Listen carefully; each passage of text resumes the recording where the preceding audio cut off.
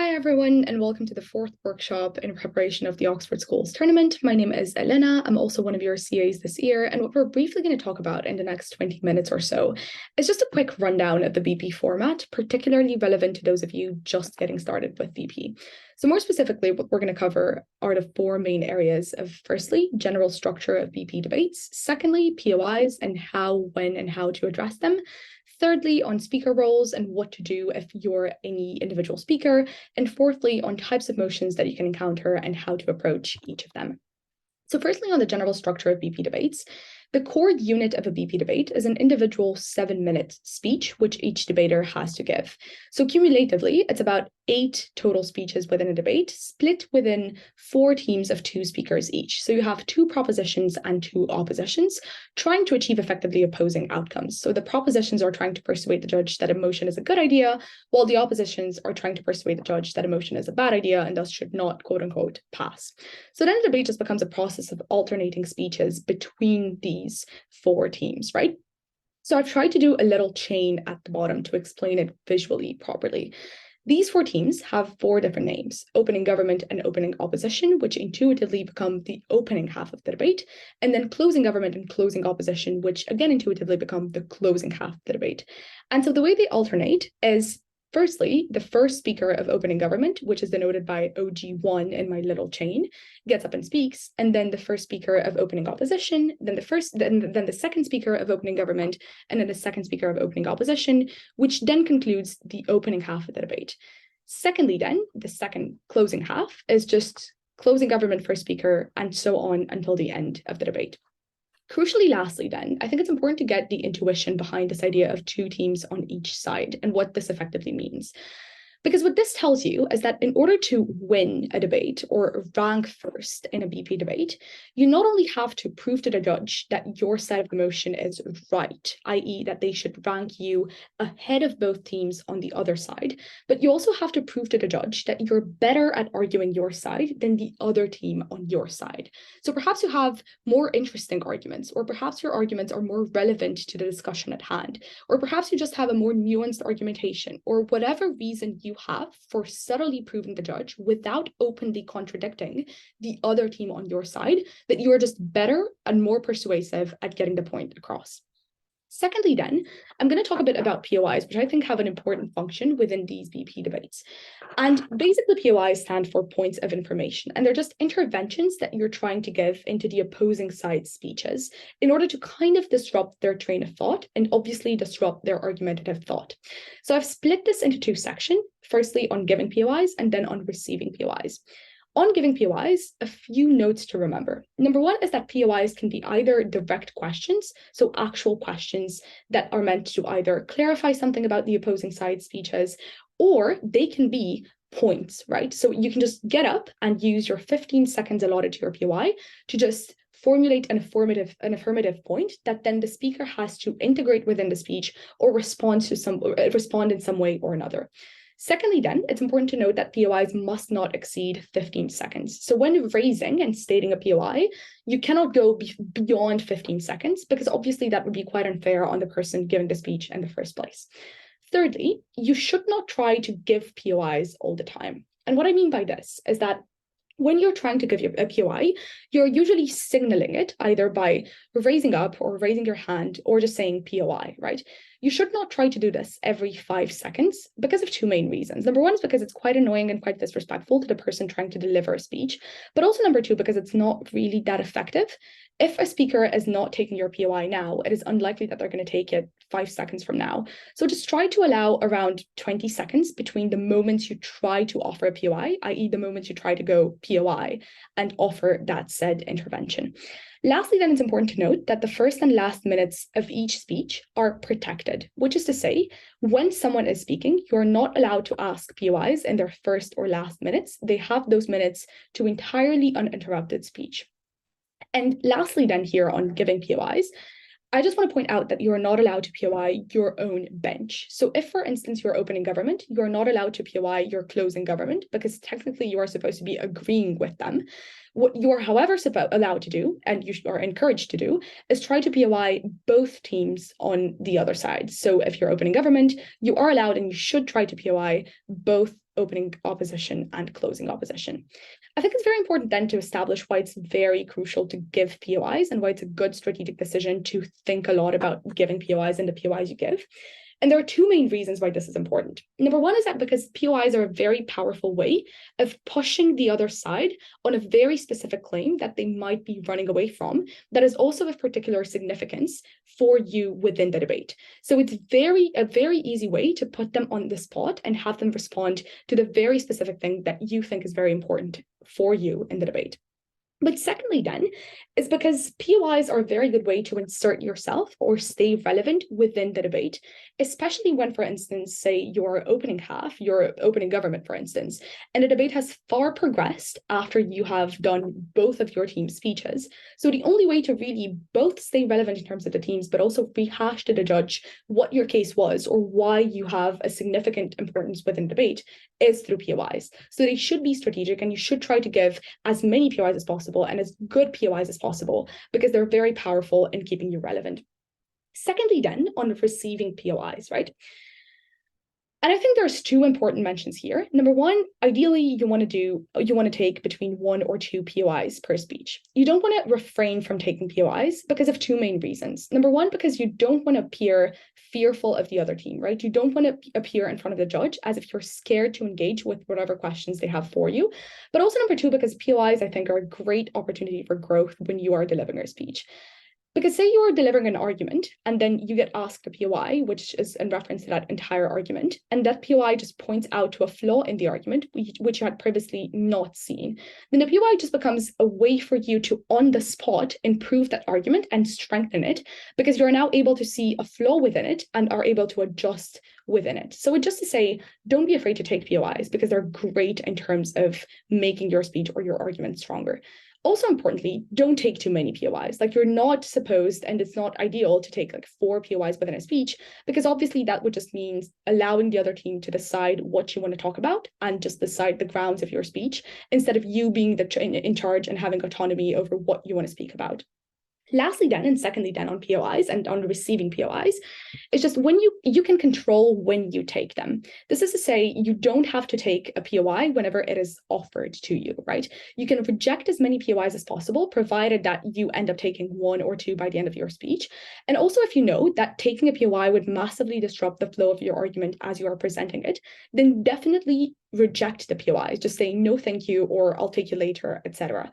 But also, you can decide the specific moment within the debate where you want to take it, and that, say you know that you have a particularly strong argument after which you want to take a POI, then it's a good idea to just present the whole argument, and after you're done with the argument, go, if there are any POIs, I'm happy to take them now. And so take the POI then, which is probably going to be on this particularly strong argument, which is probably going to be on a good ground you're quite confident on defending. Thirdly, then, let us delve into speaker roles and what you have to do if you are each speaker. And so I've split this discussion into opening half and closing half. Again, to rehash in your memories, opening half is opening government and opening opposition. So there are 4 speakers in opening half, denoted Prime Minister, which is just OG1 on my little chart in the second slide, or Leader of the Opposition, which is just 001, Deputy Prime Minister, which is OG2, and Deputy Leader of the Opposition, which is 002. Usually, the functions between them are quite similar, in that Prime Minister is quite similar in function with Leader of the Opposition, and so are the deputies with each other. So let us go through each of them. When you are Prime Minister or Leader of the Opposition, you have a few main aims within the debate. Firstly, you want to set up the debate, right? So clarify to the judge what the motion is about, or what your side thinks the motion is about. In case the motion has to do with implementing some sort of policy, or applying some sort of sanctions, or just generally doing some sort of something, you want to also lay down to the judge the implementation of that something. So how you would get to the outcome that the motion asks you to get. In case the motion is about just like building a whole new world or a whole new narrative, you want to make it clear to the judge what that world would look like, right? What are the specific characteristics of the things you are debating? So just generally set up what it is that is up for the debate in that particular round. This is incredibly useful because it makes for a very clean and clear debate to the judge. And then lastly, then, the bulk of the things that Prime Minister / LO do is just present in as much of a straightforward and clear way the material that their side has. So there's a lot of just explaining the arguments and the reasons behind why you should propose/oppose the motion. In case you're prime minister, this is relatively intuitive because you have no one to respond to. You're the first person in the debate. So the only thing that you do is just present your ideas, make sure they're as clear and as structured as possible, because a good structured prime minister speech makes it incredibly easy for the judge to just get what the motion is about, which obviously puts you at a very good advantage within the whole scope of the debate. Secondly, then, the leader of the opposition is quite relevant in that they have to strike a good balance between engaging with what has already been said by the prime minister and presenting a new case. And this is a very important trap, which I think it's important to be wary of, is the fact that when you're leader of the opposition, even though technically you are opposition, so your purpose is to just like prove that proposition is not right, you should not be spending too much time just giving responses to what has already been said. Your function is to put forth your own constructive case, so your own constructive arguments why the motion is particularly a bad idea, right? And so then obviously you should spend a bit of time, maybe a few minutes or hopefully even less, rebutting or responding ideally to what the prime minister have said. But the particularly largest amount of time of your speech should be spent towards providing your own arguments and your own ideas about the motion. Secondly, then, on the deputies, so the deputy prime minister and the deputy leader of the opposition, which are just the last two speakers of the opening half of the debate, their functions are threefold. Number one, it's to obviously respond to everything else that has been said by the other side, right? So by the time they speak, there will have been at least one speech from the opposing side, which they have to respond to. They have to allot some time of their speech actively engaging what the other side has said. Secondly, then, they have a purpose of building upon what their first speaker has said. And this can take a lot of shapes, right? Either by taking the arguments that the first speaker has done and just adding extra links or impacts or layers to them that make them more convincing or just stronger within the context of the debate. Or they can provide new arguments, right? So if, say, it's a particularly creative opening team that has a lot of ideas about how or why the motion is right or wrong, then obviously providing new ideas that they can insert within the debate. Lastly, then, the third function of the deputies is just to try to prove to the judge that the things that they have been discussing about are the most relevant within the debate, right? So kind of like in a sneaky way, but not really sneaky, just prove to the judge that whatever closing half is going to try to bring, it's not going to be as important as what we've talked about, because the things we've decided to talk about as part of the opening teams are the most relevant or the most crucial or just the crux of the debate in general. So largely then, when you're an opening team, just make sure you, number one, establish a very straightforward substantive case that is very clearly put and laid out to the judge. And number two, make sure your arguments are as thorough as possible, right? So make sure that when presenting an argument, there are not huge argumentative leaps within it, or there are not huge chains or links missing, because you don't want to give your closing an opportunity to just come and fill in the gaps and thus make use of the fact that you've not built your argument in a thorough way and kind of steal that argument. I'm going to talk a bit more about that when we talk about extensions. And just largely make sure you don't miss any large areas of the debate, right? So that you kind of target the most important things that have to be said on a particular motion. Secondly, and what we have to do for individual speaker roles. Again, just to rehash, this is closing government and closing opposition. And the names of these speakers are government member, opposition member, government whip, and then opposition whip. Again, these are CG1, CO1, CG2, and CO2. Again, coupled 2 by 2, government member and opposition member have quite similar functions, so do government whip and opposition whip. In terms of what the member has to do, they have to obviously try to respond in as efficiently as possible to what has happened in debate before they came to speak, but crucially, introduce an extension. Intuitively, an extension is just anything new or any new way to see the debate or look at the debate that just sets them apart and moves the conversation further. How you build an extension, there's two ways to do that, two avenues towards that. The first one is just like new material, right? So you're closing, you look at your opening, you see that there's this massive argument, which is incredibly important that they've missed. You take that argument and you build it yourself, right? And you present it as this entirely new material that the judge should credit more. Secondly, you think your opening has taken pretty much all of the arguments that were possible.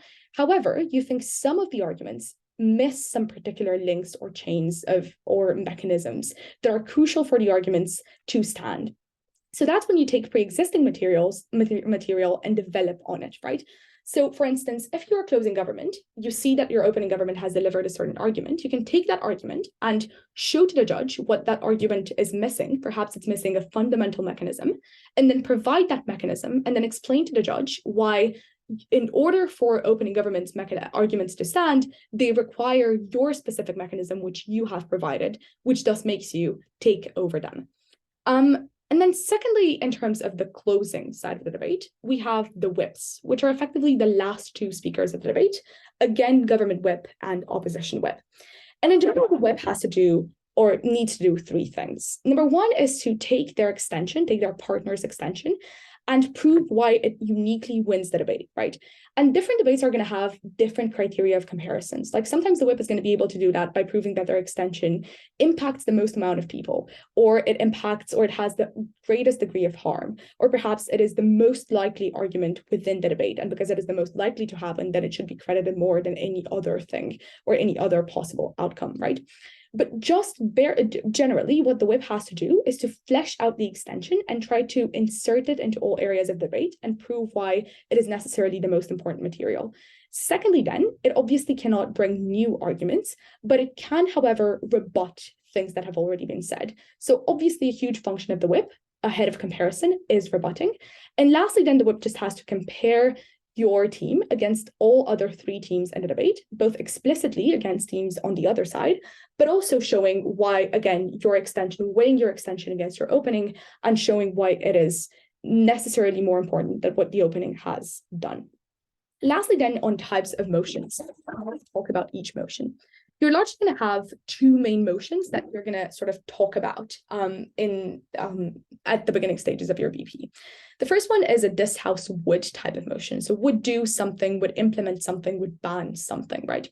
When you have this type of motion, you have to provide a model, right? Which is just steps for implementing whatever policy that the motion refers to, right? So if, for instance, if you look at the example, if it's like this house would ban all countries that have had a bad track records of human rights abuses from participating in all major international sporting events, you might want to do a model in terms of like, how would this ban be put in place? What types of institutions would put this ban into place? How long is this ban going to be, right? So all of the details that are required in order for the judge to form a picture of how you would achieve the outcome that the motion wants you to achieve. Secondly, then on these types of motions, you have some sort of fiat, right? Which is to say, we can presume as proposition that the policy is going to be passed. Opposition cannot attack you and sort of argue that no government would ever pass such a motion, right? For instance, if you have a motion on quotas and proposition says that a government should implement a type of quota, then opposition can't argue that no government would ever pass that type of quota, right? They can, however, argue that it's not an effective thing, or it's not a good thing, or it has a huge extent of backlash. However, proposition has a type of fiat, which is that they have a type of, they're reasonable in expecting the motion to be implemented wherever it is that they want it to be implemented. Equally important, opposition can suggest changes that they would like, presuming that they use the opposition can choose between defending the status quo or just suggesting other types of alternatives to the motion, like changes that they would prefer, provided they use the same amount of like resources or capital that proposition is using by virtue of the fiat. Secondly, then, the second type of motion that you're going to encounter is that this house believes that motion, right? This usually appears in instances where you have to just judge the merits of one thing, judge the faults of something relative to the benefits of something. This motion doesn't require you to build a model or so build an implementation system, but you still have to explain the nature or characteristics of the things you're talking about and then assess the benefits of the flaws of the concept at hand, right? So for instance, in the motion, this house believes that Twitter has done more harm than good. You obviously don't have to model anything here, but you would benefit from characterizing what Twitter looks like in our society, how Twitter is impacting society, etc., right? So the key distinctions between these motions is the distinction on implementing and a distinction on what type of characterization you have to do at the beginning of the motion, but these are largely the motions that you're going to encounter. Lastly, then, on extra types of motions, we have this house regrets, which is to say, This is a motion that analyzes an event that has already happened in the past with this sort of like benefit and power of hindsight, right? So it asks whether the world would have been a better or worse place in the absence of that event, right? And proposition has to supply an alternative understanding of the world in which they explain what they think the world would have looked like in the absence of that event. So for instance, if you have the motion, this House regrets the rise of social media as being the primary source of news, proposition has to explain what they think news would have been spread through in the absence of social media, or what they think our engagement with news would have been in the absence of social media. And then obviously opposition has to defend the actual world that is happening. Secondly, then, this House as X, for instance, this House as a state with aging population would opt out of policies that would opt for policies that increase immigration. This is just a regular motion, just from the perspective of a particular actor, right? Which asks you to analyze the interests and priorities of X ahead of anything else, right? So in doing this and in approaching this type of emotion, you're likely going to look at that particular X, try to understand and describe and characterize who that X is, which is then going to inform what you identify the interests and incentives of X to be, and then you argue from that perspective, right? So on this motion right here, you would want to argue, you would want to ask yourself, what are the characteristics of a state with an aging population? What are the problems / issues / challenges that a state with aging population is going through, and how can we best address those? Lastly, then, on a this House prefers a world motion, it's just usually a type of motion that creates an entirely separate world, right? That things like this House prefers a world where children are raised in well-run state facilities rather than individual families. Here, you are tasked with just imagining what this type of world would look like. But note that this is a type of world that has been like this since the beginning of time, right? So it's not a world that starting tomorrow gains this new characteristic, but rather it's a world where since the beginning of time, there has been this prevalent norm, and you are tasked with, number one, explaining what that world would look like and what obviously like relationships and human connections and human experience would the human experience would look like in that world, but also then secondly, explaining, sort of comparing that world with the current world.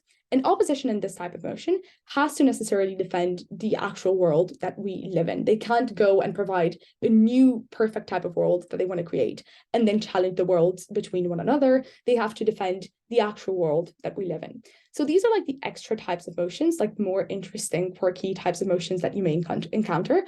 Realistically, these are the motions you are going to see most likely, either motions that require you to implement something where you have to provide a sort of pathway to implementation and then obviously weigh the good things and the bad things of that policy, or motions which are just incredibly analytic. You just have to analyze good things and bad things based on diverging characterizations of a concept or another. So this has been a quick rundown through types of motions and through actors and largely through BP debates. I hope this has helped, and thank you.